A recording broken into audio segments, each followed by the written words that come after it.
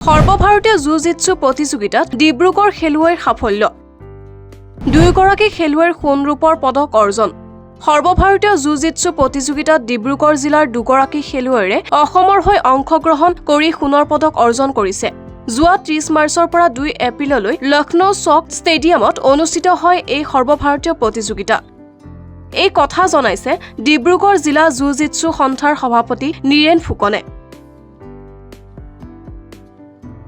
ডিব্ৰুগড়ৰ নালিয়াপুলৰ নিবাসী তথা ডিব্ৰুগড় জিলা ক্ৰীড়া বিষয়া কাৰ্যালয়ৰ শাৰীৰিক নিৰ্দেশক লোহিত দাস আৰু নয়না দাসৰ কন্যা ইস্পিতা দাসে 10 বছৰৰ অনূৰ্ধ্ব 36 কেজি নি ৱাজা শাখাত সোণৰ পদক অৰ্জন কৰিছে।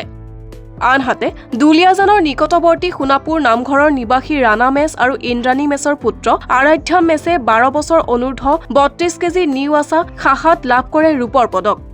দুয়োগৰাকী খেলুৱৈকে ডিব্ৰুগড় জিলা জুজিৎসু সন্থাৰ বিষয়ববীয়া আৰু শুভাকাংক্ষী ৰাইজে অভিনন্দন জ্ঞাপন কৰিছে।